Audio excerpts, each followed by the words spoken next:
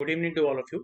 तो last lecture में हम लोगों ने वेव मोशन टॉपिक स्टार्ट किया था और उसमें हम लोगों ने एक कंसेप्ट देखा था जिसको बोलते हैं फॉर्मेशन ऑफ ट्रांसवर्स वेव। ठीक है। और फॉर्मेशन ऑफ ट्रांसवर्स वेव देखने के बाद okay we also saw the concept of okay the equation of progressive wave. तो इक्वेशन ऑफ प्रोग्रेसिव वेव हम लोगों को क्या मिला था? इट वाज, अगर हम लोग यहाँ पे देखेंगे तो it was y is equal to a sine of omega T minus delta. और वो जो डेल्टा है उसको हम लोगों ने क्या बोला? 2 pi x upon lambda, where 2 pi upon lambda is called as propagation constant. ठीक है। यस। तो इसमें हम लोगों ने क्या देखा था कि जो वेव है, तो wave is travelling in positive X direction. अगर आप यहाँ देख सकते हो तो जो डायरेक्शन ऑफ ट्रैवल है वेव का, that is in positive X direction. लेकिन जो इक्वेशन ऑफ द वेव है तो वो क्या है? That is in terms of Y. क्यों? तो जब मैं इक्वेशन ऑफ वेव बोल रहा हूँ ओके, मैं एक तरह से क्या बोलना चाहता हूँ, मैं equation of particles of the wave बोलना चाहता हूँ। क्योंकि जब कोई wave, specially transverse wave, is travelling in positive X direction, तो जो पार्टिकल्स ऑफ द मीडियम है वो कैसे ऑसिलेट होते हैं? ओके, तो perpendicular to the X direction. तो हम लोग ऐसा एज्यूम करते हैं कि जो पार्टिकल्स है they are vibrating in what? Y direction. तो इसलिए हम लोग बोलते हैं कि जो इक्वेशन है वो हम लोगों को वाई के टर्म्स में मिला हुआ है। y is equal to a sine of omega T minus okay delta. ये जो लिखा हुआ है उन्होंने 2 पाई एक्स बाय लैम्बडा, इसको हम लोग क्या बोलते हैं? डेल्टा। ओके। यस। तो डेल्टा का कुछ भी वैल्यू हो सकता है। ओके। डेल्टा का वैल्यू हर एक पार्टिकल के लिए चेंज होगा with the change in value of what? X. ये क्लियर है आप लोगों को? तो ये इक्वेशन देखा था हम लोगों ने। अच्छा, ये इक्वेशन के हम लोगों ने कुछ फॉर्म्स भी देखे थे। ओके, मैंने आप लोगों को लिखा के दिए थे। और तो ये जितने भी फॉर्म्स है ये आपको क्या करना है? अच्छे से ध्यान में रखना है। ठीक है। यस। अच्छा, अभी इसमें हम लोगों के लिए ये जो एक फॉर्म है वो इंपॉर्टेंट है। ओके। अच्छा, यहाँ पे प्लस साइन क्या आया है वो भी मैं बता देता हूँ। ओके। लेकिन इक्वेशन 7.12 है। ओके। तो उसके जैसा ही एक आइडेंटिकल इक्वेशन है जो आपको यहाँ पे दिखेगा इक्वेशन 7.7 में। ओके। तो बेसिकली वो इक्वेशन क्या है? y is equal to a sine of 2 pi bracket T upon T minus X upon lambda. Okay. अब यहाँ पे माइनस साइन है और यहाँ पे क्या है? ओके, प्लस साइन है। तो इसका लॉजिक क्या है? तो फर्स्ट ऑफ ऑल मैं आपको व्हाइट स्क्रीन पे बता देता हूँ। तो हम लोगों ने equation of simple harmonic progressive wave देखा था और वो इक्वेशन था y is equal to a sine of omega T minus delta. Okay. Yes, ये आपका डेल्टा का साइन है। अच्छा, इसमें हम लोग बोलते हैं डेल्टा जो है it is what? 2 pi X by lambda. Okay. तो डेल्टा का वैल्यू एक्स के साथ क्या होता है? चेंज होता है। ओके। तो हम लोग क्या बोलते हैं? This value of delta it is with respect to what? The first particle. तो ये फर्स्ट पार्टिकल कौन सा है जहां पे हम लोग बोल रहे हैं कि वेव पहले पहुंच रही है at time T equal to zero. ठीक है। तो यहां से हम लोग बोलेंगे कि जो फर्स्ट पार्टिकल है उसका एसएचएम सबसे पहले चालू होगा। ठीक है। और जितना दूर पार्टिकल उससे रहेगा ओके, उतना ही लेट हम लोग बोलते हैं ओके कि वो पर्टिकुलर पार्टिकल का क्या होगा? एसएचएम स्टार्ट होगा और उसके डेल्टा का वैल्यू क्या रहेगा? ज्यादा रहेगा। ओके। तो ये आपको ध्यान में रखना है। Delta is what? 2 pi x upon lambda and we say 2 pi upon lambda is propagation constant. ठीक है, ये आपको ध्यान में रखना है। इसके ऊपर क्वेश्चंस भी आते हैं सीईटी में। अच्छा, अभी दूसरी बात ये है कि हम लोग बोलते हैं कि जब मैं ओमेगा की बात करता हूँ ओके, तो ओमेगा को हम लोग क्या लिख सकते हैं?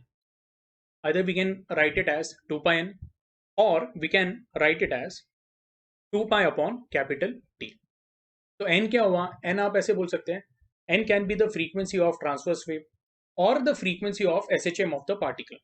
ओके। तो हमारी जो वेव है, सपोज अगर हम लोग बोल रहे हैं वो पॉजिटिव एक्स डायरेक्शन में ट्रैवल कर रही है और हम लोग बोलते हैं कि जो पार्टिकल्स है वो एसएचएम कर रहे हैं इन वाई डायरेक्शन। ओके। तो यहाँ पे दो टाइप के मोशन हो रहे हैं। ओके। एक है वेव मोशन और एक है पार्टिकल का एसएचएम। दोनों का ही जो हम लोग बोलते हैं एन का वैल्यू क्या है? सेम है। और ओमेगा का भी वैल्यू क्या है? सेम है। और हम लोग बोलते हैं दोनों के लिए टाइम पीरियड भी क्या है? It is same. Okay. So anyway, ये वैल्यूज हम लोग क्या करेंगे? ऊपर सब्स्टिट्यूट कर देंगे तो आपको मिलेगा y is equal to what?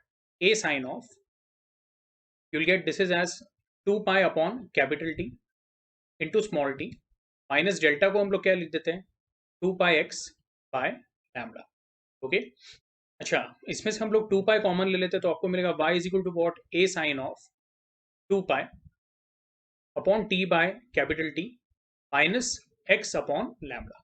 Okay. तो हम लोग बोलेंगे this is your first important equation. ये इक्वेशन कौन सा है? तो this is equation of wave travelling in positive X direction. ये आपको ध्यान में रखना है। ओके, तो आप लोगों के हिसाब से बता रहा हूँ, इमेजिन करो ये जो वेव है, ओके, वो टुवर्ड्स राइट ट्रैवल कर रही है। तो अगर वो राइट डायरेक्शन में ट्रैवल कर रही है, ओके, यस, तो बाय साइन कन्वेंशन हम लोग बोल रहे हैं it is travelling along what, positive X direction. तो उसका इक्वेशन हम लोग इससे देंगे, इक्वेशन 1 से। लेकिन वही वेव अगर हम लोग बोलते हैं, या उसके ऐसी एक वेव है, ओके, जिसका हम लोग बोलते हैं टाइम पीरियड सेम है, या फिर ओमेगा का वैल्यू सेम है, उसका एम्पलीट्यूड सेम है, तो ऐसी वेव अगर अपोजिट डायरेक्शन में ट्रैवल कर रही है, टुवर्ड्स लेफ्ट, ओके, यानी towards negative x direction, okay, तो ऐसे केस में हम लोग बोलेंगे if another wave of same amplitude, frequency and wavelength is traveling in negative x direction, तो ये आपको ध्यान में रखना है। इसका जो इक्वेशन रहेगा that will B y is equal to a sin of 2 pi small t by capital T plus x upon lambda. ठीक है, इसको थोड़ा आप लोगों ने ध्यान से समझना है। यहाँ तक क्लियर है? ओके, तो एक बार वापस हम लोग टेक्स्ट बुक पे जाते हैं। तो यहाँ पे भी वही दिया हुआ उन्होंने, if a wave is traveling in the direction of the negative x-axis, तो उसका जो इक्वेशन रहेगा that will be what, y is equal to a sin of 2 pi bracket t by t plus x by lambda। अब इसके बाद जो concept है, तो मैं आपको बताऊंगा यहाँ पे reflection of transverse and longitudinal wave. तो जो पहला पार्ट हम लोग डिस्कस करने वाले हैं that is of what, reflection of transverse wave. ठीक है, तो लेट अस से हम लोग बोल रहे हैं कि एक रोप है और वो रोप को हम लोग क्या कर रहे हैं, डिस्टर्ब कर रहे हैं। Okay, we are providing it with some jerk. Okay, तो ऐसे केस में हम लोग बोल रहे हैं जब आप रोप को, okay, yes, you are providing some disturbance, तो उसके अंदर क्या जनरेट होता है, ट्रांसवर्स वेव जनरेट होता है। लेकिन हम लोग कंटिन्यूस ट्रांसवर्स वेव इस तरह से नहीं दिखाते हैं। Okay, yes, we simply show the transverse wave, okay, at the end of the rope. अब ये जो एंड ऑफ द रोप है वो कहाँ पे हम लोगों ने टाई किया हुआ है, तो हम लोगों ने एक जो रिजिड बॉल होती है उसको क्या किया हुआ है, उसको एक हम लोगों ने नेल लगाया और वहां पे वो रोप को क्या किया हुआ है, टाई किया हुआ है। ये समझ में आ रहा है आप लोगों को? ओके, अब ऐसा इमेजिन करो कि ये जो रोप है, ओके, तो उसके जो क्रेस्ट का पीक होता है, तो हम लोग बोलते हैं क्रेस्ट का पीक यानी क्या, ये पार्ट, ठीक है, दिस वन। तो ये हुआ, this is one complete crest, लेकिन ये हुआ आधा क्रेस्ट। ये समझ में आ रहा है? यानी जीरो से लेके पीक तक जो पहुंचता है, तो हम लोग भी यहाँ पे यही बोल रहे हैं, जीरो से लेके जो पीक तक पहुंच रहा है, ठीक है, जब वो पीक पे पहुंचेगा it will exert a force, okay, on the rigid wall, यानी जब वो पीक पे पहुंचता है, ओके, यस, तो जीरो से क्रेस्ट हम लोग बोल रहे हैं अभी आधा ही हुआ है, तो पीक पे पहुंचने के बाद it will exert a force, okay, normally on the wall.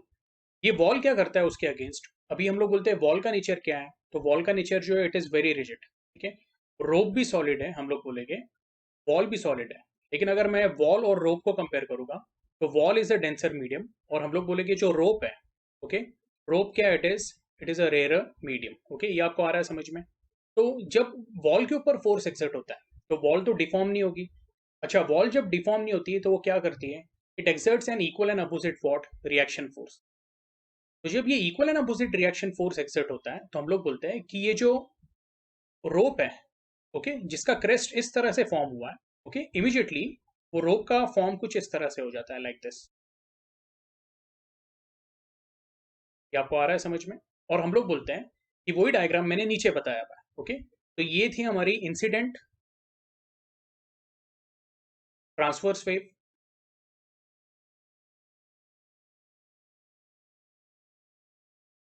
और जैसे ही इसके ऊपर equal and opposite normal reaction exert हुआ, ओके, इमीडिएटली हम लोग बोलते हैं जो क्रेस्ट है वो किस में तैयार हो गई, ओके, हम लोग बोलते हैं it got converted into what, trough. ठीक है, और जब वो ट्रफ में तैयार हो गई तो हम लोग बोलते हैं कि आफ्टर रिफ्लेक्शन, ओके, ये आपको कुछ इस तरह से दिखेगी।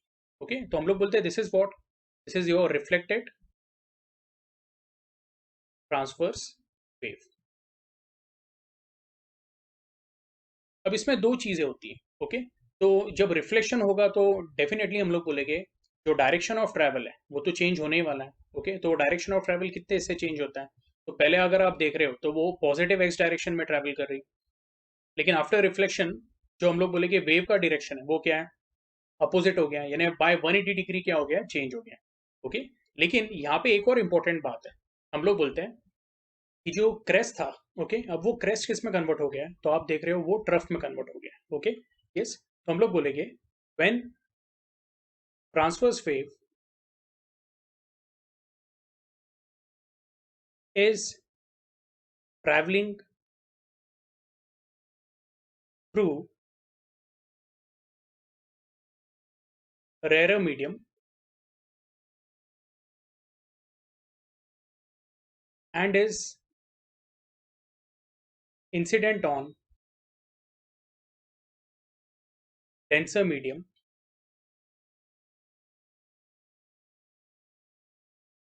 crest gets converted into trough।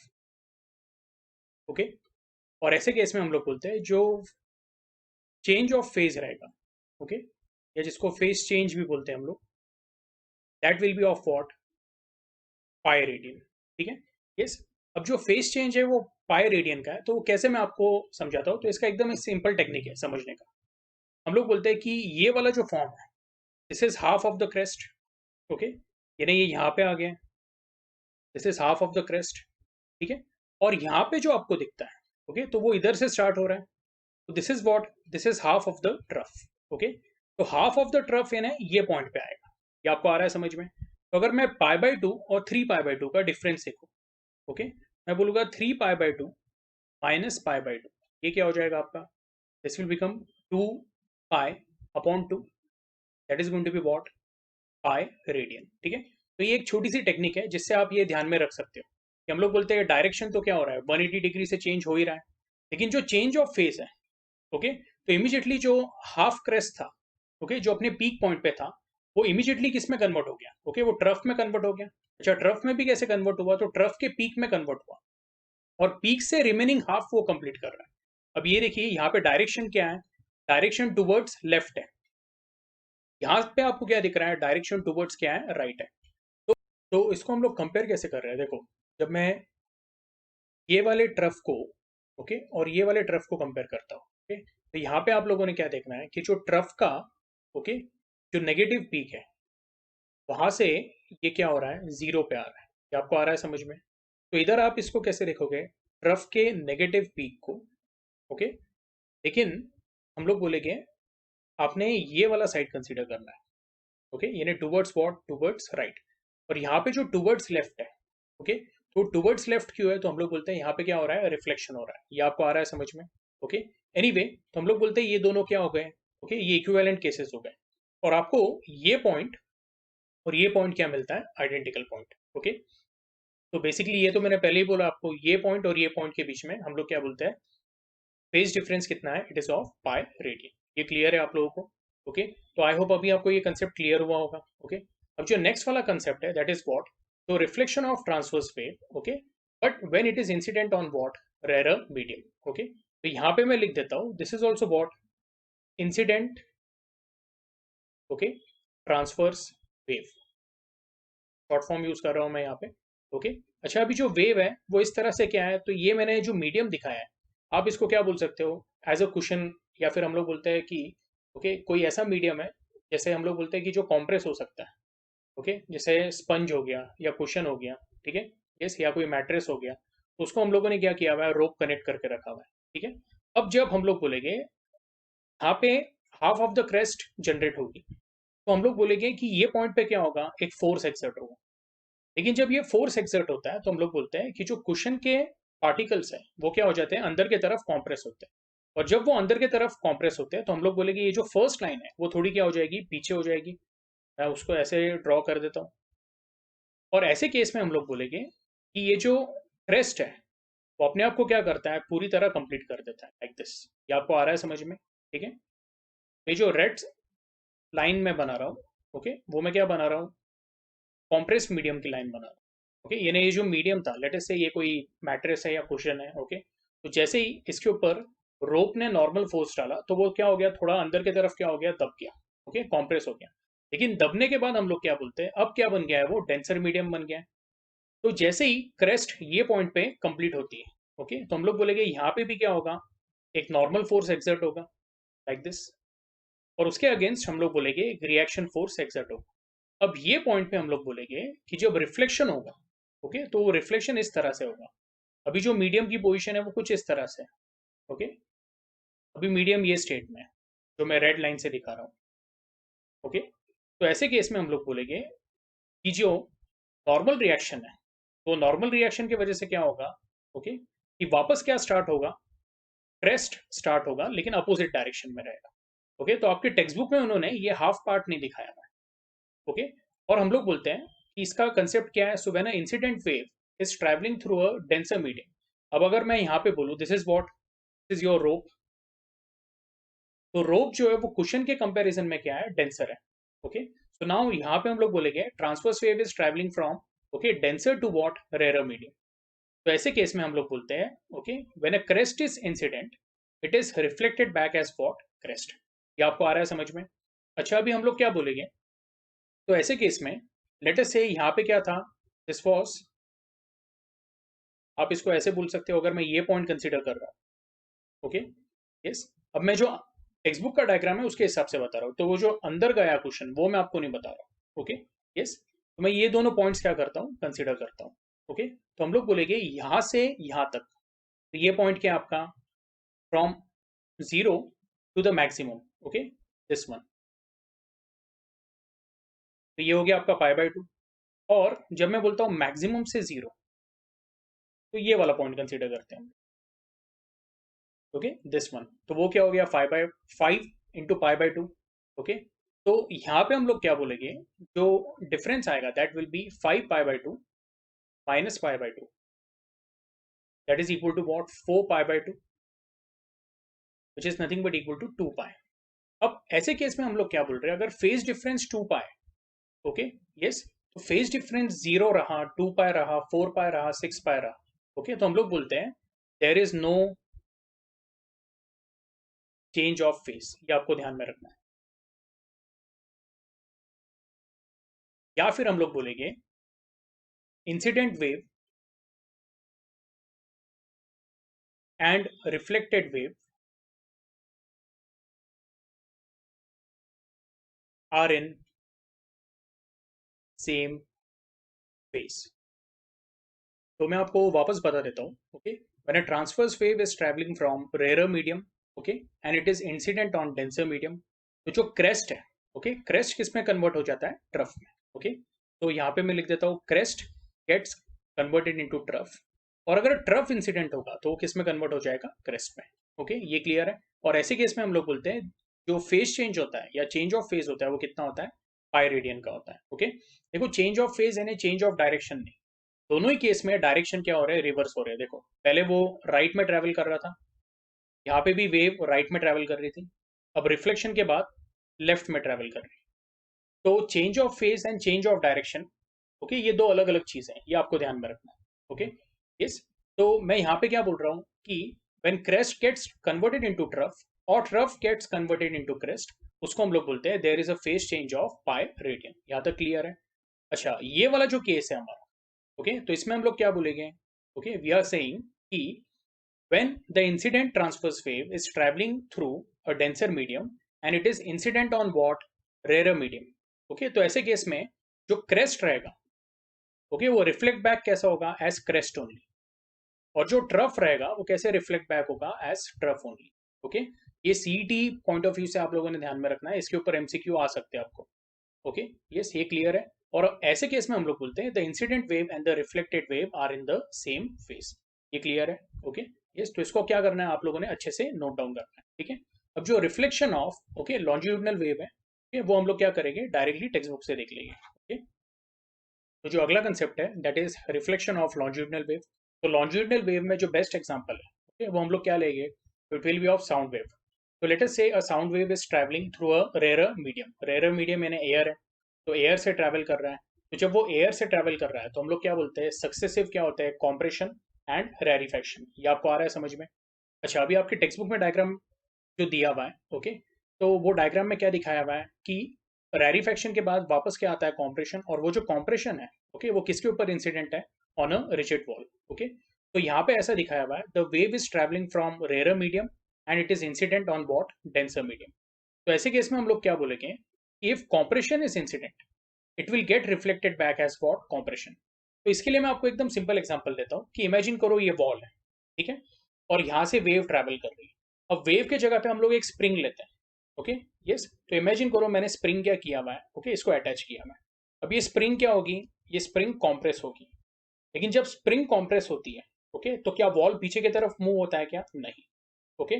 तो स्प्रिंग के पास दूसरा कोई ऑप्शन नहीं है, स्प्रिंग कॉम्प्रेस स्टेज में ही रहेगी। और हम लोग बोलेंगे एक पॉइंट के बाद क्या होगा, ओके, मैं जब इसको रिलीज करूंगा तो वापस मुझे क्या मिलेगा, कॉम्प्रेशन मिलेगा, and that compression is gradually converting into what, rarefaction. तो ये लॉजिक हम लोग यहाँ पे भी लगाते हैं, okay, कि when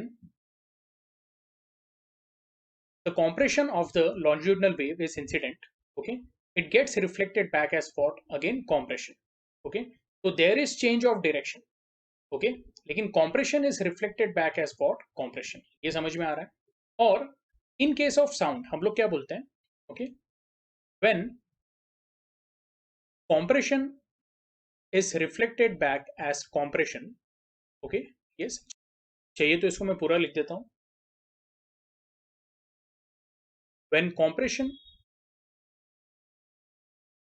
is reflected back as compression, okay, the change of phase is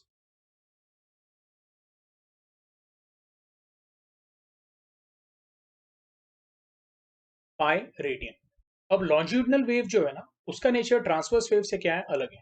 transverse wave में क्या था कि जब क्रेस्ट ट्रफ में कन्वर्ट होता है तब चेंज ऑफ फेज कितना होता है, पाई रेडियन, ये आपको ध्यान में रखना है। लेकिन लॉन्जिट्यूडनल वेव में क्या है, ट्रांसवर्स वेव के क्या एकदम ऑपोजिट है। वहां पे ऐसा नहीं है कि कॉम्प्रेशन जब रैरिफैक्शन में कन्वर्ट होगा तब पाई रेडियन का चेंज होगा, ओके, ऐसा नहीं है। हम लोग बोलते हैं in case of longitudinal wave when compression is reflected back as compression, okay, we say the change of phase is what, pi radian. अब इसके पीछे लॉजिक ऐसा देखेंगे हम लोग, तो इसको एक्सप्लेन कैसे करेंगे, तो हम लोग बोलते हैं कि जो साउंड वेव होता है या लॉन्जिट्यूडनल वेव होता है उसका नेचर कुछ इस तरह से दिखता है। तो ये कॉम्प्रेशन है, followed by what, is going to be rarefaction. और यहां से वापस क्या स्टार्ट होता है, हम लोग बोलेंगे कॉम्प्रेशन स्टार्ट होगा। अब हम लोग क्या बोल रहे हैं, ओके, जो वॉल है हमारी, okay, तो उसके ऊपर क्या इंसिडेंट हो रहा है, we are saying compression is being what, incident. तो जब कॉम्प्रेशन इसके ऊपर इंसिडेंट होता है, ओके, तो कॉम्प्रेशन जहां पे एंड होता है तो हम लोग ये पॉइंट कंसिडर करेंगे, ओके। वो पॉइंट के बाद क्या होता है, हम लोग बोलेंगे जब कॉम्प्रेशन एंड होता है तो एक तरह का फोर्स एक्सर्ट करता है, और ये जो रिजिड वॉल है वो क्या करेगा, okay, so it will exert a opposite normal reaction force. तो ऐसे केस में compression is reflected back as what, compression, यानी अभी यहां से कॉम्प्रेशन क्या होगा, वापस स्टार्ट होगा। ये आपको आ रहा है समझ में, ओके। तो this is again what, starting point of compression, okay. तो इधर कॉम्प्रेशन क्या हो रहा है, एंड हो रहा है, और इधर कॉम्प्रेशन क्या हो रहा है, स्टार्ट हो रहा है। तो यहाँ पे हम लोग बोलेंगे लेट अस से कॉम्प्रेशन इज एंडिंग, और इधर क्या हो रहा है, कॉम्प्रेशन वापस स्टार्ट हो रहा है। तो ऐसे केस में हम लोग बोलेंगे, ओके, कि इसको पढ़ेंगे कैसे, इन केस ऑफ फेस। तो यहाँ से साइकिल स्टार्ट हुई थी तो ये था जीरो, इधर आधी साइकिल कॉम्प्रेशन की खत्म होती है, दिस इज पाई रेडियन। इधर रैरिफैक्शन की पूरी साइकिल कंप्लीट होती है तो ये क्या हो गया, दिस इज 2 पाई रेडियन, और नया साइकिल क्या हो रहा है, स्टार्ट हो रहा है। तो ये दो पॉइंट में फेज डिफरेंस कितना रहेगा, we'll take it as 2 pi minus pi, that is going to be what, pi radian। तो इस तरह से हम लोग बोलते हैं when compression is reflected back as compression, okay, we say the change of phase is what, it is of pi radian, okay। Similarly हम लोग बोलते हैं when rarefaction is also reflected as rarefaction, we say the change of phase is what, pi radian। और ये कब possible है, तो हम लोग बोलते हैं कि when longitudinal wave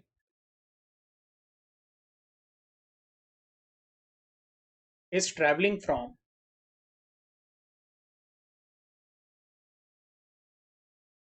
rarer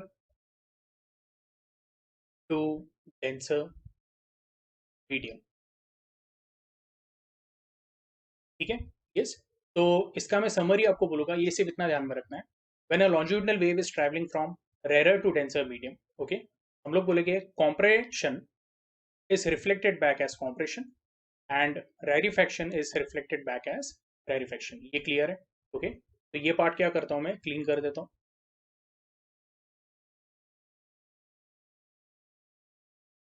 तो अभी रिफ्लेक्शन ऑफ लॉन्जिट्यूडिनल वेव में एक और केस है, और वो केस क्या है कि suppose if the longitudinal wave is travelling in denser medium, ठीक है, and it is incident on what, rare medium, okay. तो ऐसे केस में क्या होता है, ओके, तो हम लोग यहाँ पे देख लेते हैं। If there was a rare medium at other end, the compression reaching the wall will be reflected back as rarefaction, ठीक है, as restoring force of other medium is smaller than restoring force of the first medium। तो यहाँ पे मैं आपको बोलूंगा कि आप सेम लॉजिक लगा सकते हो जैसे मैंने ट्रांसवर्स वेव में बताया आपको। तो अगर कॉम्प्रेशन हम लोग बोलते हैं, ओके, वो अगर इंसिडेंट होता है, okay, on a rare medium, तो रेयर मीडियम के पार्टिकल्स क्या हो जाएंगे, थोड़े पीछे हो जाएंगे, ओके। और ऐसे केस में हम लोग क्या बोलते हैं, कॉम्प्रेशन किस में कन्वर्ट हो जाता है, तो you can say compression gets converted into what, rarefaction, ठीक है। लेकिन जब वो पार्टिकल्स ऑफ मीडियम पीछे हो जाते हैं तो अब उनका डेंसिटी क्या हो गया, बढ़ गया। तो रैरिफैक्शन को कैसे रिफ्लेक्ट बैक करेंगे, ओके, तो जिस तरह से डेंसर मीडियम रिफ्लेक्ट बैक कर रहा था, तो अगर डेंसर मीडियम है तो वो रैरिफैक्शन को कैसे रिफ्लेक्ट बैक करेगा, एज रैरिफैक्शन। तो ऐसे केस में हम लोग क्या बोलते हैं, okay, the compression, okay, which is incident on what, rare medium, okay, it will be reflected back as what, okay, rarefaction. ये आपको ध्यान में रखना है। तो इसका समरी मैं आपको यहाँ पे बता देता हूँ, ओके। तो फॉर लॉन्जिट्यूडिनल वेव जो समरी है वो इस तरह से, if longitudinal wave is travelling through a rare medium and it is incident on denser medium, compression will be reflected back as compression and rarefaction अगर इंसिडेंट होता है, okay, so it will be reflected back as rarefaction। लेकिन वही अगर longitudinal wave या फिर आप sound wave बोल सकते हो, if it is travelling through a denser medium and it is incident on what, rare medium, okay, तो हम लोग बोलेंगे compression will be reflected back as what, rarefaction, and rarefaction अगर इंसिडेंट हुआ so it will be reflected back as what, compression. ये clear है आप लोगों को, ओके, यस। अच्छा, तो यहाँ पे हम लोग बोलते हैं कि रिफ्लेक्शन के बाद, ओके, जो रिफ्लेक्टेड वेव रहती है, ओके, तो it is in out of phase, out of phase with respect to what, okay, incident wave. और हम लोग बोलते हैं ऐसे केस में जो चेंज ऑफ फेज रहता है is what, it is by radian. ये वाले केस में हम लोग बोलेंगे if it is travelling through a denser medium and incident on rare medium, so there is no change of phase,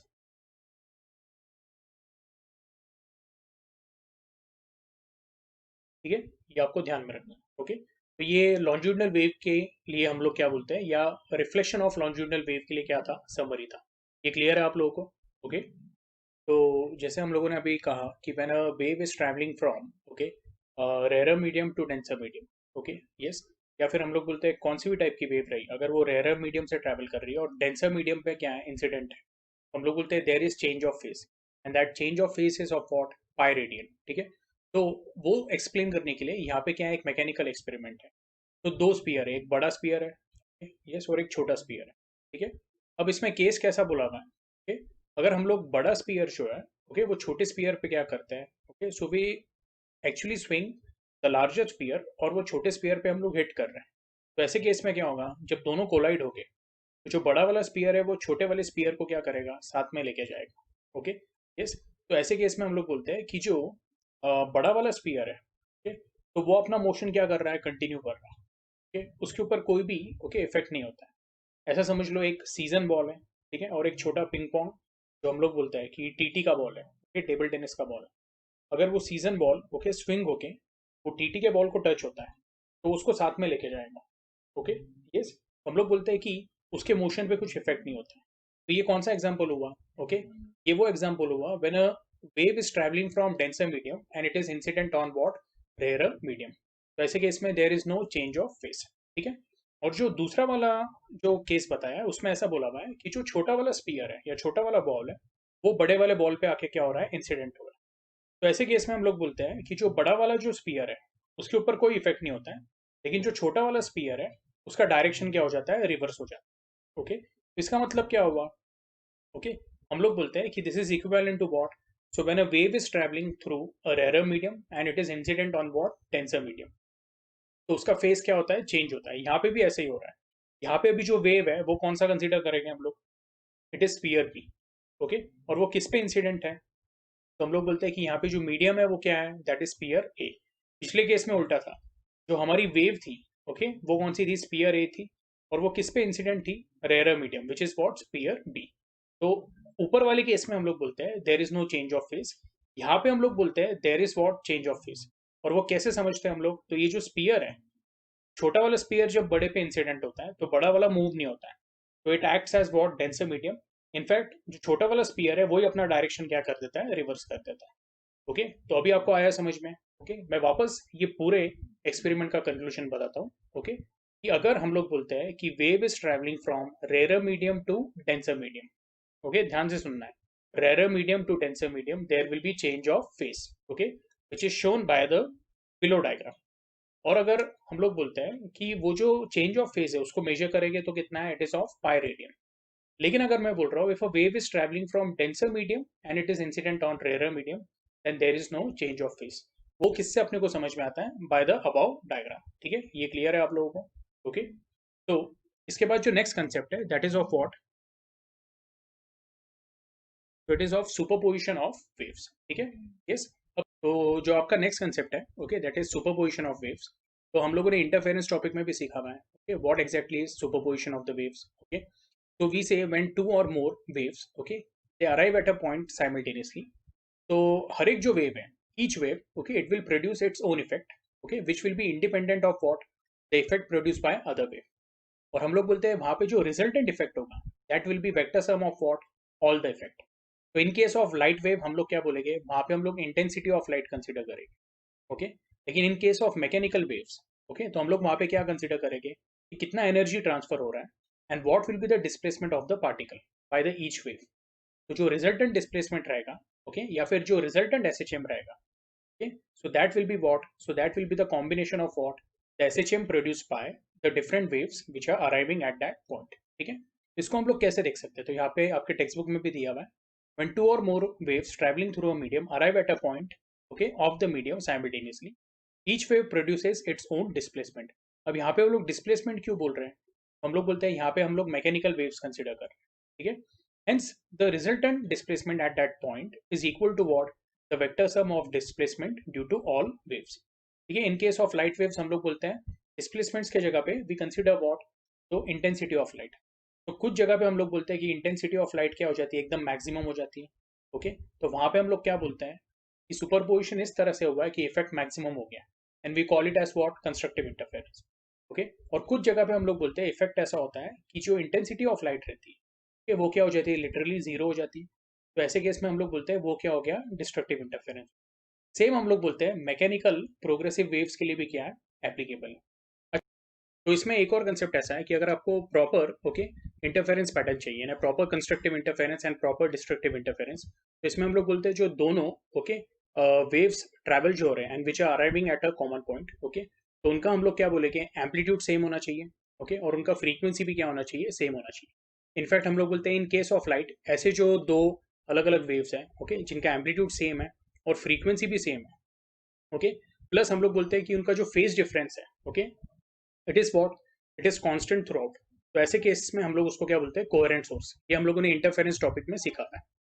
अब ये जो है, ये मैकेनिकल प्रोग्रेसिव वेव्स के लिए भी क्या है, एप्लीकेबल है। ठीक है, तो यहाँ पे आपके टेक्स्ट बुक में एक डायग्राम दिया हुआ है। Okay, yes, please check this diagram. यहाँ पे आपको क्या दिखता है कि if two waves are in same phase, same phase यानी क्या, तो एक का क्रेस्ट है, दूसरे का भी क्या है, क्रेस्ट है।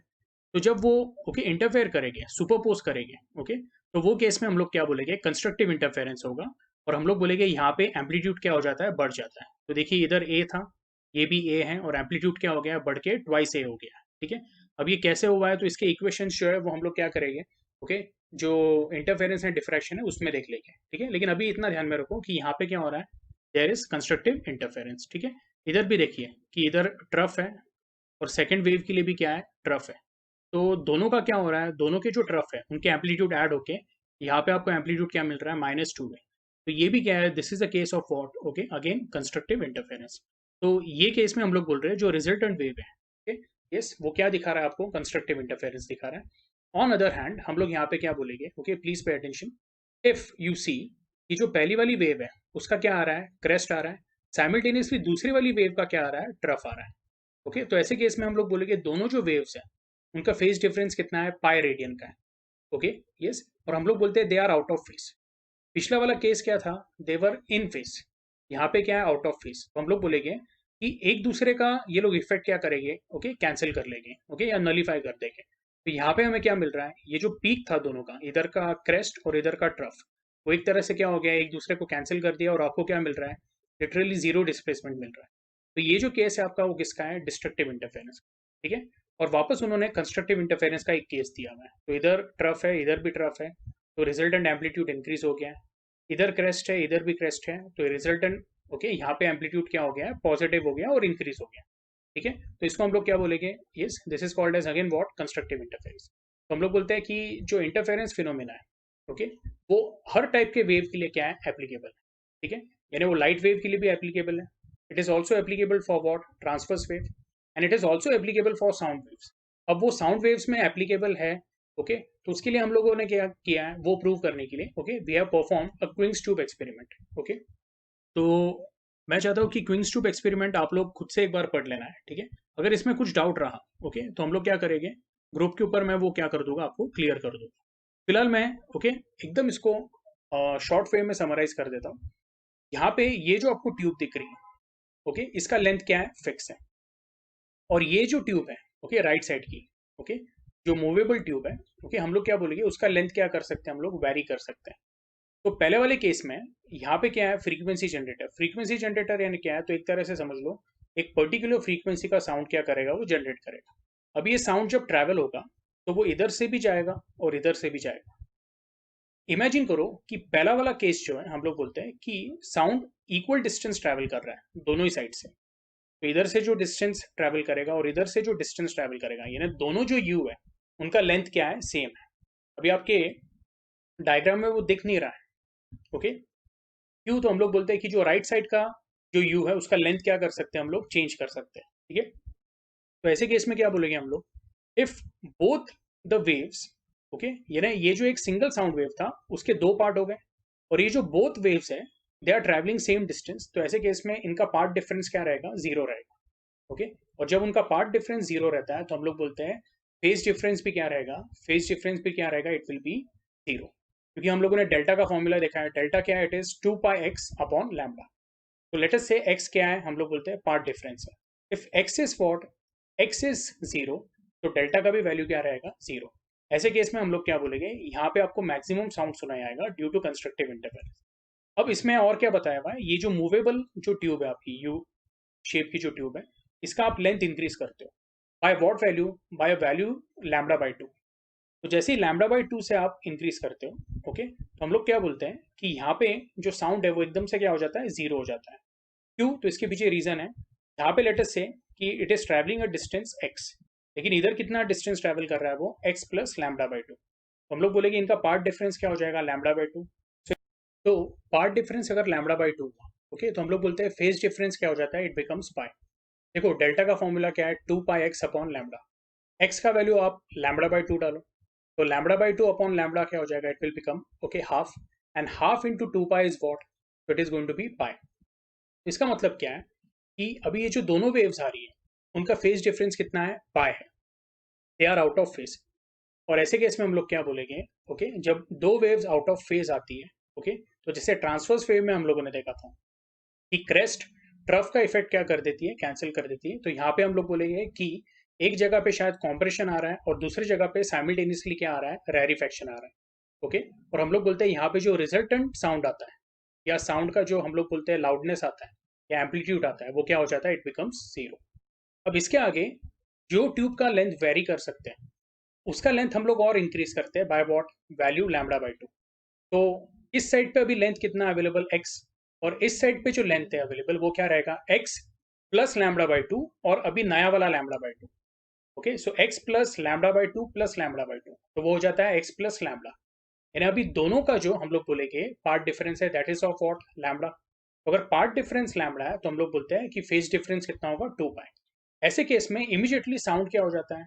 ओके, तो हम लोग बोलते हैं, ऐसे केस में हम लोग बोलते हैं जो साउंड का जो एम्पलीट्यूड है वो इमीडिएटली क्या हो जाता है? मैक्सिमम हो जाता है। ओके, और हम लोग बोलते हैं वापस क्या होता है? कंस्ट्रक्टिव इंटरफेरेंस होता है। तो इस तरह से हम लोग बोलते हैं जैसे जैसे आप वैल्यू लैम्डा बाय 2 से चेंज करते जाते हो, आपको अल्टरनेट क्या मिलता है? Constructive interference and destructive interference. This proves that okay कि जो इंटरफेरेंस फिनोमिना है it is also present in what? Sound waves. ये क्लियर है? तो ये एक्सपेरिमेंट आप लोगों ने क्या करना है, एक बार अच्छे से पढ़ लेना है। ठीक है, इसके बाद जो नेक्स्ट कंसेप्ट है that is of formation of beats. ठीक है, यस। ओके, तो जो नेक्स्ट कंसेप्ट है वो क्या है? Formation of beats. अब यहाँ पे कैसे दिया हुआ है? If two sound notes, okay, sound notes यानी आप ट्यूनिंग फोक से उसको प्रोड्यूस कर रहे हो, of equal frequencies are sounded together, we hear a loud sound of constant intensity. लेकिन वही अगर हम लोग बोल रहे हैं if the frequency of the notes are slightly different, यानी दो ट्यूनिंग फोक ले रहे हैं, लेट अस से एक ट्यूनिंग फोक जो है 250 हर्ट्ज का है और दूसरा वाला क्या है? 255 हर्ट्ज का है। तो ऐसे केस में हम लोग क्या बोलेंगे? दोनों जो ट्यूनिंग फोक है उनकी फ्रीक्वेंसी सेम नहीं है बट स्लाइटली डिफरेंट है। ओके, तो ऐसे केस में हम लोग बोलते हैं when they are sounded together we hear a sound note whose intensity is alternately what? Maximum and then minimum. Okay, in general when two sound waves of nearly equal frequency, okay, अच्छा, ये जो frequency के बीच में का जो difference है बहुत ज़्यादा नहीं होना चाहिए। Okay, yes. तो आप जो न्यूमेरिकल्स भी देखते हो तो उसमें आप देखोगे कि जो वो डिफरेंस है, ओके, फ्रीक्वेंसीज का वो कितना रहता है? 5 6 मैक्सिमम 7 आता है। ओके, या फिर 8 आता है। उससे ज़्यादा ऐसा कोई आप देखोगे नहीं। एक आधा कोई न्यूमेरिकल रहेगा जहाँ पे 10 बीट्स का कंसेप्ट दिया रहेगा। Okay, yes. तो हम लोग बोलते हैं कि in general when two sound waves of nearly equal frequencies, not exactly equal, and equal amplitudes, ये important है यहाँ पे, amplitudes क्या होना चाहिए? सेम होना चाहिए, arrive at a point simultaneously, the intensity of the resultant sound at that point varies alternately and distinctly from maximum to minimum. Okay, when the sound becomes loud maximum it is said to be wax, इसको हम लोग waxing भी बोलते हैं, and when it becomes minimum it is said as what? wane, इसको waning भी बोलते हैं। ओके, तो ये जो अल्टरनेट वैक्सिंग और वैनिंग रहता है that is called as what? Formation of beats. Okay, अब मैं आपको इसका डायरेक्टली समरी बता देता हूँ। हम लोग बोलते हैं कि जो एक बीट होता है उसमें एक मैक्सिमा और एक मिनिमा रहता है, यानी एक वैक्सिंग और एक क्या रहता है? वैनिंग। ठीक है, अब उसका डेरिवेशन कैसे रखेंगे हम लोग? Okay, so what will say is,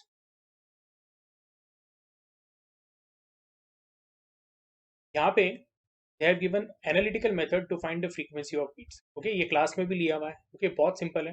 हम लोग बोलते हैं y1 is what? y1 is a sin of 2 pi n1 t and y2 is what? a sin of 2 pi n2 t।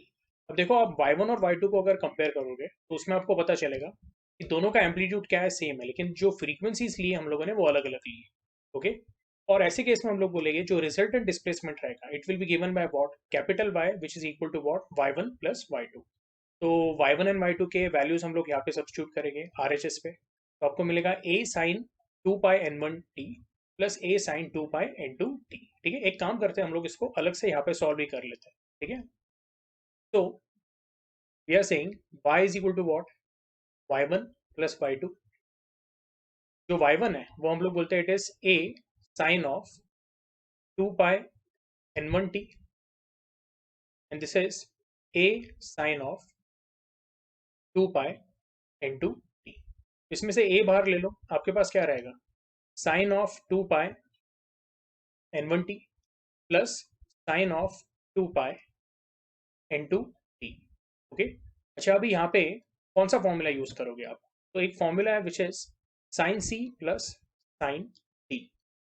तो it is given by the formula, अगर ये sine c plus sine t आप solve करोगे तो आपको ये मिलेगा this is going to be 2 sine of c plus d by 2 into cos of c minus d by 2। तो ये वाला फॉर्मूला हम लोग क्या करेंगे? ऊपर अप्लाई करेंगे, तो आपको मिलेगा y is equal to what? a sine of, तो अभी कैसे लिखेंगे हम लोग इसको? 2 sine of, okay, c plus d by 2, तो ये आपका c है और ये क्या है? आपका d है। तो c प्लस डी बाई 2 ये आपका क्या हो जाएगा? This will become somewhat like this 2 pi n1 t plus 2 pi n2 t whole upon what? 2। ये आ रहा है आपको समझ में? और ये हो जाएगा आपका cos of 2 pi n1 t minus 2 pi into t whole upon what. तो यहाँ पे हम लोग क्या कर सकते हैं, ओके ये ब्रैकेट में कंप्लीट कर देता हूँ लाइक दिस। तो anyway this will become what, by 2 का फैक्टर बाहर ले लेते हैं, is going to be 2a। Okay ये क्या हो जाएगा, साइन। ओके ये जो 2 है तो हम लोग यहाँ से न्यूमरेटर से 2 कॉमन ले लेंगे और ये कैंसिल कर लेंगे। ओके यस, या फिर आप क्या बोल सकते हो, आप यहाँ पे 2 पाई कॉमन ले लो। ओके 2 पाई कॉमन ले लिया। ओके तो आपके पास क्या रहेगा, n1 प्लस n2 बराबर है, और जो राइट साइड है ब्रैकेट का वहां पे मैंने t कॉमन ले लिया। Okay upon what, 2। तो चाहिए तो इसको मैं ऐसा कर देता हूँ, थोड़ा ब्रैकेट को बड़ा बना देता हूँ, तो आपको मिलेगा sine of 2 pi bracket n1 plus n2 upon 2 into t, and this is going to be cos of 2 pi n1 minus n2 upon 2 into t. ठीक है यस, तो ऐसे केस में हम लोग बोलते हैं let n1 plus n2 upon 2 be equal to n, which is what, average frequency. तो फिर ये इक्वेशन आपका कैसा हो जाएगा, this will become y is equal to what, 2a। Okay this is going to be cos of 2 pi n1 minus n2 whole upon 2 into t बराबर है, into sin of 2 pi n1 plus n2 upon 2 into t। ये आ रहा है आपको समझ में, यहाँ पे थोड़ा सा मैं इस तरह से पार्टीशन डाल देता हूँ। तो एनीवे हम लोग बोलेंगे लेट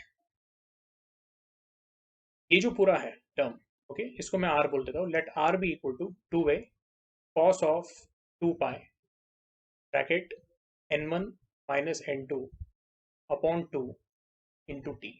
ओके यस, तो ये जो आपका टर्म है वो कैसा हो जाएगा, this will become y is equal to what, r sine of 2 pi n1 plus n2 upon 2। Okay तो इसको हम लोग क्या बोल देंगे, स्मॉल n बोल देंगे। तो ये आपको क्या मिल जाता है, ये इस तरह से एक इक्वेशन मिल जाता है। ठीक है, अब यही आपके टेक्स्ट बुक में भी सॉल्व किया हुआ है। ओके तो वो हम लोग देख लेते हैं। यस, तो जैसे हम लोगों ने 2a cos of 2 pi n1 minus n2 upon 2 into T को क्या सब्स्टिट्यूट किया, कैपिटल R। ओके तो आपको इक्वेशन क्या मिला, you got the equation y is equal to what, r sine of 2 pi nt। Okay yes, और उसमें हम लोग r क्या बोलते हैं, r is what, resultant amplitude. ठीक है, लेकिन अगर आप r का इक्वेशन देखोगे, ओके हम लोग बोलते हैं r का इक्वेशन क्या रहेगा, इट विल बी फ्लक्चुएटिंग। क्यों फ्लक्चुएटिंग रहेगा, तो मैं आपको वो बता देता हूँ। सबसे पहले हम लोग बोलेंगे r का जो इक्वेशन मिला है that is 2a cos of, okay 2 pi bracket n1 minus n2 upon 2 into T. तो यहाँ पे जो स्मॉल टी है उसका वैल्यू क्या होने वाला है, चेंज होने वाला है, फ्लक्चुएट होने वाला है। ओके तो वो वैल्यू जैसे जैसे चेंज होगा हम लोग बोलेंगे, ओके कॉस का भी जो वैल्यू रहेगा वो भी क्या होगा, चेंज होगा। ओके तो हम लोग बोलेंगे फॉर मैक्सिमा कंडीशन, ओके जिसको हम लोग बोलते हैं वैक्सिंग। तो वी से आर का जो वैल्यू रहेगा, ओके वो क्या हो जाएगा, इट विल बी प्लस और माइनस 2a। अब वो प्लस या माइनस 2a कब होगा, जब हम लोग बोलेंगे cos of 2 pi n1 minus n2 upon 2 into T is equal to what, either it is plus और माइनस। तो इसका मतलब क्या होगा, हम लोग बोलेंगे okay if cos of any value, okay या if cos of any angle या एंटिटी हम लोग बोलेंगे इज इक्वल टू प्लस और माइनस 1, तो पॉसिबल केसेस क्या है। तो मैं अगर cos इनवर्स ले लेता हूँ तो मुझे मिलेगा 2 pi bracket n1 minus n2 upon 2 into T will be equal to what. तो प्लस 1 के लिए जो पहला वैल्यू रहेगा वो रहेगा 0, माइनस 1 के लिए जो रहेगा वो रहेगा पाई, फिर वापस प्लस 1 के लिए रहेगा 2 पाई, माइनस 1 के लिए जो रहेगा वो रहेगा 3 पाई, और ये प्रोसेस आगे चलते रहेगा। ठीक? तो हम लोग क्या बोलेंगे यहाँ पे, सपोज मैं बोलता हूँ if this value is equal to what, 0, तो ये आपको पहला मैक्सिमा रहेगा। समझ में आ रहा है आपको, तो मैं ऐसा बोलूँगा, एक काम करता हूँ मैं, ये साइड का जो पार्ट है उसको क्या कर देता हूँ मैं, इरेज कर देता हूँ। ठीक है, तो मैंने ये साइड का पार्ट क्या कर लिया है, इरेज कर दिया। ठीक है, अब हम लोग क्या बोलेंगे, for first maxima. First maxima यानी क्या मिलेगा आपको, +2a। ओके, हम लोग बोलेंगे 2 pi n1 minus n2 upon 2 into t के जगह पे मैं t1 लिख देता हूँ, will be equal to what, 0। Okay, तो इसमें हम लोग बोलेंगे ये जो 2 पाई है वो RHS पे आके क्या हो जाएगा, 0 हो जाएगा। और हम लोग बोलते हैं कि since n1 is not equal to n2, बराबर है, तो ये जो पूरा टर्म है ये 0 हो ही नहीं सकता है। तो आपको t1 का वैल्यू क्या मिलेगा यहाँ पे, 2 pi is non zero, this entire bracket is non zero, तो a non zero into T one is equal to what, 0। इसका मतलब t1 का पहला वैल्यू क्या है, इट इज 0। ये आपको आया समझ में। अब हम लोग क्या बोलेंगे, ओके, लेट अस से for second maxima, second maxima जो रहेगा that will B -2a। Okay, उसके लिए हम लोग बोलेंगे 2 pi bracket n1 minus n2 upon 2 into t2 will be equal to what, pi. लोग बोलेंगे पाई पाई कैंसिल हो जाएगा, यहाँ पे 2 और 2 भी कैंसिल हो जाएगा, आपको t2 का वैल्यू मिलेगा 1 अपॉन n1 माइनस n2। ठीक है, और third maxima, which is +2a। Okay, हम लोग बोलते हैं कि जो एंगल रहेगा that will be 2 pi bracket n1 minus n2 whole upon 2 into t3 will be equal to what, तो आपको 2 पाई लेना पड़ेगा, और इससे आपको जो t3 मिलेगा that will be equal to what, तो it will be twice upon n1 minus n2। तो इससे आपको क्या मिल रहा है, t1 का वैल्यू क्या मिला आपको, तो आप ऐसे बोल सकते हो t1 is equal to what, 0 upon n1 minus n2। t2 क्या मिला है, 1 upon n1 minus n2। t3 क्या मिला है, 2 upon n1 minus n2। Okay, तो ऐसे सॉल्व करते गए आप, तो आपको क्या मिलेगा, t4 will be equal to 3 upon n1 minus n2। t5 क्या मिलेगा, it will be 4 upon n1 minus n2 and so on. ठीक है, तो अगर आप tn निकालते हो तो वो आपको मिलेगा n-1 upon n1 minus n2। ठीक, ये क्लियर है। अच्छा, इसमें हम लोग बोलते हैं कि ये जो टाइम इंटरवल्स है वो किसके लिए है, मैक्सिमा के लिए। तो हम लोग बोलते हैं कि यहाँ पे जो टाइम पीरियड रहेगा between two successful maxima, okay, तो वो क्या रहेगा, उसको हम लोग बोलते हैं कैपिटल टी। तो जो कैपिटल टी आएगा दैट विल बी व्हाट, तो लेट अस से हम लोग बोलते हैं that will be equal to t2 minus t1 which is equal to what, t3 minus t2 which is equal to so on tn minus tn minus 1। Okay, ये आप solve करके भी देख सकते हो, आपको क्या मिलेगा, t2 माइनस t1, तो 1 upon n1 minus n2 minus 0 upon n1 minus n2, तो इसका आंसर क्या रहेगा, 1 upon n1 minus n2। Similarly हम लोग बोलेंगे t3 which is 2 upon n1 minus n2 minus t2 which is 1 upon n1 minus n2, उसका भी वैल्यू क्या आएगा, 1 अपॉन n1 माइनस n2। तो ये आपको क्या मिल रहा है, this is time interval between two successive what, maxima. तो दो सक्सेसिव मैक्सिमा के बीच में क्या रहता है, एक मिनिमा भी रहता है। ओके, तो ये हम लोग बोलेंगे capital T is what, it is time interval between two successive maxima, okay, which is nothing but equal to time for one maxima and one minima।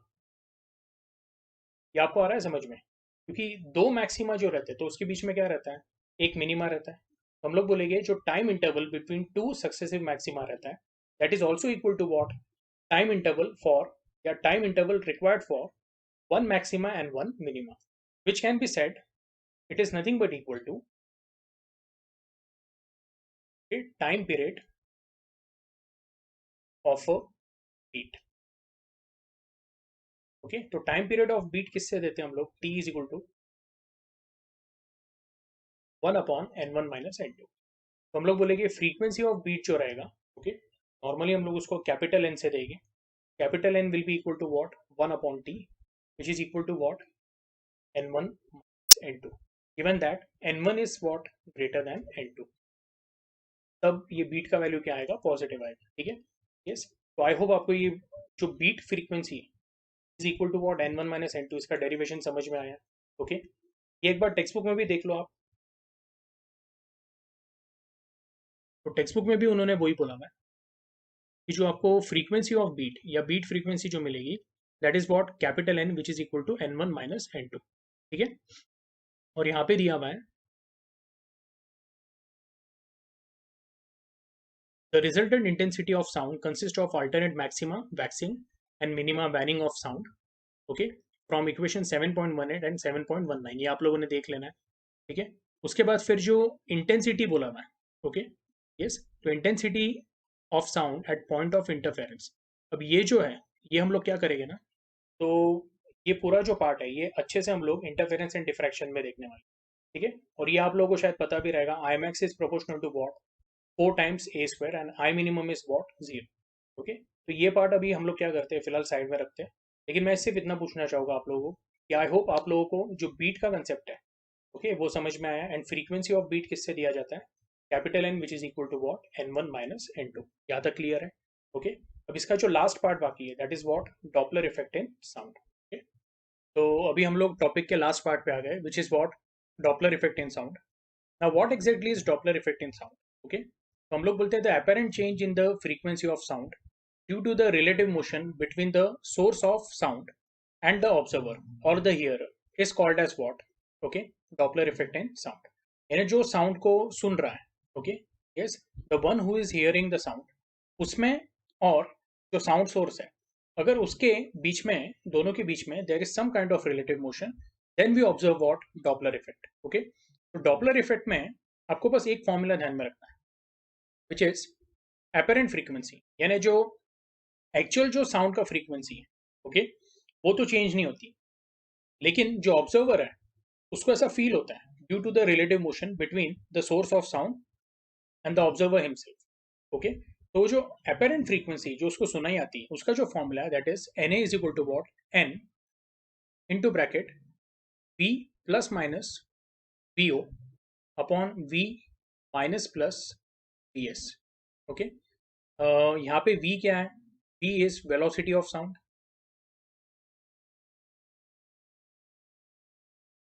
Small n क्या है, ओरिजिनल फ्रीक्वेंसी. साउंड का frequency actually change नहीं होता है, लेकिन हम लोग उसको परसीव करते हैं. ओके. और इसलिए हम लोग na को क्या बोलते हैं, na को बोलते हैं हम लोग एपेरेंट फ्रीक्वेंसी. ये आपको ध्यान में रखना है. Okay. Since we perceive it, we call it as what, apparent frequency. अच्छा, यहाँ पे vo जो है, that is speed of observer. Okay. And vs क्या है, it is speed of source. तो ये बहुत ही सिंपल कंसेप्ट है. ओके. तो मैं आपको इसका एक रूल बता देता हूँ. Okay. When observer and source move towards one another, apparent frequency का वैल्यू क्या हो जाता है, ओरिजिनल फ्रीक्वेंसी से ज्यादा हो जाता है. यानी एपरेंट फ्रीक्वेंसी क्या हो जाता है, ज्यादा हो जाता है. तो ये रूल आपको ध्यान में रखना है. If the source and the observer they are moving towards one another, apparent frequency का वैल्यू ओरिजिनल फ्रीक्वेंसी से क्या रहेगा, ज्यादा रहेगा. अब इसमें एक और बात है, तो इसमें कौन से पॉसिबल केसेस हो सकते हैं. यस, लेट अस से this is what, this is source and this is what, observer. दोनों एक दूसरे की तरफ क्या हो रहा है, चल रहे हैं.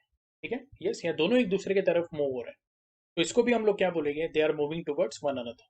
फिर एक केस ऐसा हो सकता है कि जो सोर्स है, ओके, वो स्टेशनरी है और ऑब्जर्वर मूव हो रहा है. ठीक है. एक और केस ऐसा हो सकता है कि ऑब्जर्वर स्टेशनरी है और जो सोर्स है वो क्या हो रहा है, उसके तरफ मूव हो रहा है. तो ये तीन पर्टिकुलर केसेस हैं.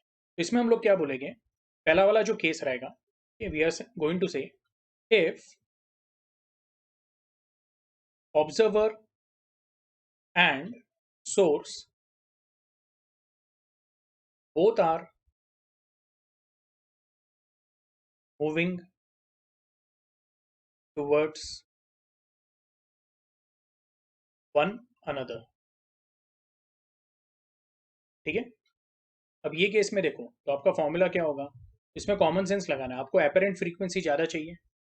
एपरेंट फ्रीक्वेंसी ज़्यादा कब होगी, जब न्यूमरेटर जो रहेगा ब्रैकेट में का वो ज़्यादा रहेगा। न्यूमरेटर ज़्यादा कब रहेगा, हम लोग बोलेंगे जब ये कुछ इस तरह से होगा, v plus v naught, okay, या v plus v o, okay. तो यहाँ पे न्यूमरेटर का वैल्यू बढ़ रहा है। और हम लोग बोलेंगे एपरेंट फ्रीक्वेंसी और ज़्यादा कब हो सकता है, जब यहाँ का डिनोमीटर क्या हो जाएगा, कम हो जाएगा। तो वो कम कौन से केस में होगा, जब हम लोग v माइनस वी एस लेंगे। बस आपको ये लॉजिक ध्यान में रखना, ठीक है। अच्छा, इसके हिसाब से हम लोग बोलते हैं ये कौन सा केस होगा, when observer and source both are moving towards one another along a straight line. ये भी ध्यान में रखना है आपको, ओके। इसमें एक सब केस है जिसको मैं बोल देता हूँ A. If observer is at rest, तो अभी ये कैसा केस है, तो हम लोग बोल रहे हैं लेट अस से ये ऑब्जर्वर है और ये सोर्स है, ओके। तो सोर्स मूव हो रहा है ऑब्जर्वर के तरफ, ओके। अभी जो हम लोगों ने बेसिक फॉर्मूला डिस्कस किया उसमें दोनों एक दूसरे की तरफ आ रहे थे, लेकिन अभी क्या है, तो हम लोग बोल रहे हैं अभी ऑब्जर्वर एट रेस्ट है एंड सोर्स इज मूविंग। तो ऐसे केस में जो फॉर्मूला रहेगा, ओके, तो ऑब्जर्वर एट रेस्ट है तो हम लोग बोलेंगे v o will be equal to what, 0 metre पर सेकेंड। तो हम लोग बोलेंगे एपरेंट फ्रीक्वेंसी बन जाएगा n into bracket v, v o का वैल्यू क्या हो गया 0, तो आपके पास बचेगा क्या, वी माइनस, ठीक है। अब इसमें नेक्स्ट वाला केस क्या रहेगा, तो मैं यहाँ पे लिख देता हूँ source is at rest, okay, and observer is moving.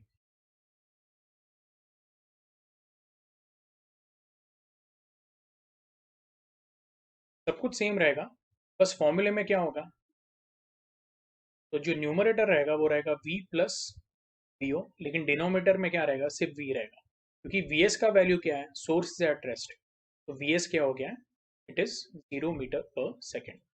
ये क्लियर है, ठीक है। तो ये इसके बेसिकली तीन फॉर्मूलेज आपको मिल गए, ठीक है। अब हम लोग सेकंड इंपॉर्टेंट केस इसमें डिस्कस करेंगे। देखो ये पहला केस था और इसके दो और सब केसेस थे। अब यहाँ पे हम लोग क्या बोलेंगे, if observer and source both are moving away from one another,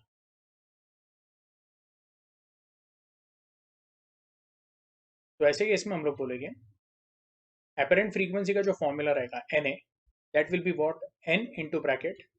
अभी आपको ये ध्यान में रखना है कि जब सोर्स एंड ऑब्जर्वर एक दूसरे से दूर जाएंगे तो एपरेंट फ्रीक्वेंसी का वैल्यू क्या होता है, कम होता है। और वो अगर कम होता है, ओके, तो मैं यहाँ पे लिख देता हूँ n A must be less than what, okay, original frequency, यानी apparent frequency must be less than original frequency. तो ऐसे केस में हम लोग बोलेंगे n A will be equal to n, numerator हमको कम चाहिए यहाँ पे, तो इसलिए मैं यहाँ पे लिखूंगा v minus v naught, okay. ये वाला फॉर्मूला देखो, हमको Na का वैल्यू कम चाहिए इसलिए हम लोग यहाँ पे प्लस की जगह पे क्या लेंगे, माइनस, और डिनोमिनेटर का वैल्यू ज़्यादा चाहिए इसलिए लेंगे v प्लस। और इसमें भी दो केसेस आएंगे, ओके। तो पहला वाला केस क्या है, तो उसको मैं बोल देता हूँ ए, जब हम लोग बोलेंगे ऑब्जर्वर इज एट रेस्ट, इसका मतलब क्या, vo is equal to 0, okay. तो आपका फॉर्मूला क्या बन जाएगा, Na will be equal to n into bracket v upon v plus v s, okay. और नेक्स्ट केस क्या रहेगा आपका, मैं पूरा नहीं लिख रहा हूँ, डायरेक्टली लिख देता हूँ, when source is at rest, v is equal to 0, तो आपका फॉर्मूला क्या बनेगा, Na is equal to n into bracket v minus v o upon what. तो ये तीनों केसेस में हम लोग बोलते हैं एपरेंट फ्रीक्वेंसी का वैल्यू क्या होगा, कम होगा, ओके। और यहाँ पे ये तीनों जो केसेस हम लोगों ने देखे हैं उसमें एपरेंट फ्रीक्वेंसी का वैल्यू क्या होगा, बढ़ेगा, ठीक है। और जो डॉपलर इफेक्ट आप लोगों को दिया हुआ है यहाँ पे, ओके, हम लोग बोलते हैं it is observe when the source and observer, okay, both are moving towards each other or away from each other, okay, yes, but they are along what, a straight line। ये आपको ध्यान में रखना, ठीक है। अब जो डॉपलर इफेक्ट के एप्लीकेशंस हैं या फिर इसके जो हम लोग बोलते हैं लिमिटेशंस हैं वो आप लोगों ने खुद से पढ़ लेना है, ओके। बीट्स के भी जो हम लोग बोलते हैं एप्लीकेशन है वो आप लोगों ने देख लेना है, ठीक है। एप्लीकेशंस के ऊपर भी सीईटी में क्वेश्चन आ सकता है, ठीक है। तो इसके साथ हमारा वेव मोशन टॉपिक क्या होता है, कंप्लीट होता है, ठीक है। ठीक है, so will stop here for today. Okay.